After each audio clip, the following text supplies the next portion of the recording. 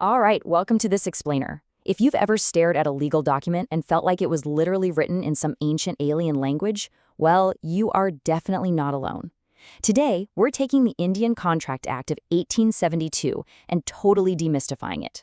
We're going to break that intimidating legal jargon down into super simple, bite-sized building blocks so you can see exactly how an everyday promise transforms into a totally binding legal agreement.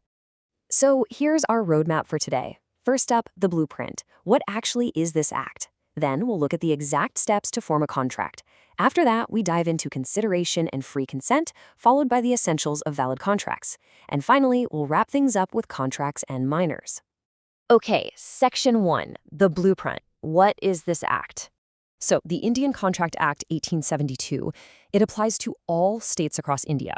And at its core, this is the foundational law that figures out exactly when a simple promise between two people becomes legally binding. It's basically the ultimate rulebook. It's what separates a casual, hey, I'll pay you back tomorrow, from a strict legal obligation that a court will actually step in and enforce.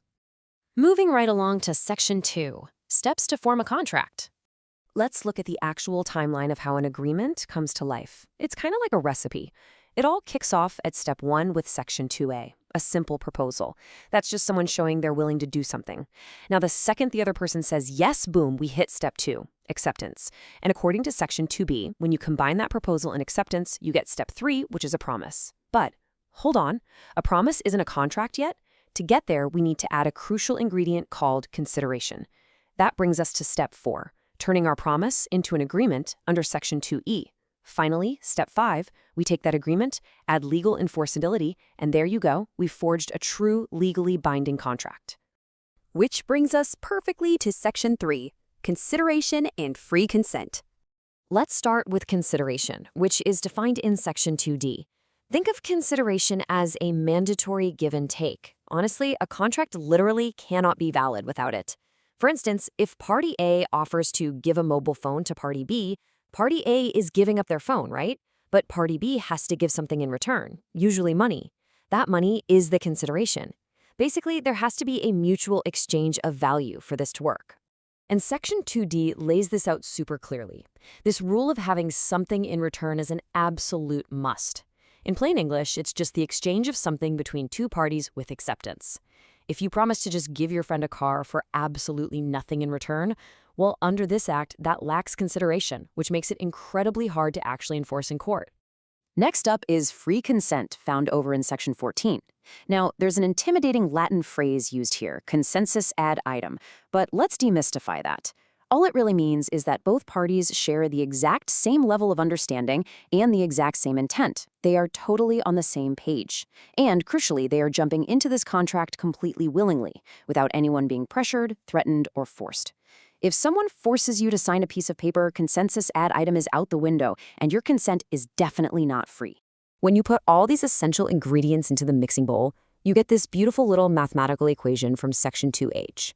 Contract equals agreement plus enforceability by law. To get that enforceability, you absolutely need the consideration we just talked about, you need free consent, and it just generally has to be legally valid. Let's dig a bit deeper into that in Section 4, essentials of valid contracts. Right, so according to Section 10, your contract formula needs a few more vital checks to actually hold up. Obviously, you need the offer, the acceptance, and that free consent, but both sides must also have a genuine intention to create a legal relationship. You also need what's called a lawful object. That just means no illegal side hustles. You can't write a valid contract for illegal drugs or weapons trafficking. Then there's certainty of meaning, which is a great one. It basically means the language has to be easy to understand.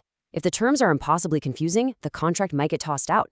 And finally, the acceptor must be fully aware of the whole proposal. No tricking someone into agreeing with only half the facts. All right, on to our final section, Section 5, contracts and minors. This brings up a fascinating edge case. What happens if the person trying to mix all these ingredients together hasn't actually reached the age of majority yet? Like, can a minor actually sign a legally binding contract under this 1872 Act? Let's find out. So, the general rule here is that because minors lack full legal decision-making capacity, agreements with them are void ab initio. That's a fancy legal way of saying they're totally invalid right from the very start. But the law actually has some special exceptions designed as a shield to protect minors. For example, a minor can enforce an agreement if it benefits them, like if they need to manage a late father's business. They can also enforce contracts for basic life necessities like food or coaching, but definitely not for luxury items. Also, while a minor can't be an active, fully liable partner in a business, they are allowed to be a sleeping partner, taking a small share of the profits until they turn 18. Pretty interesting, right?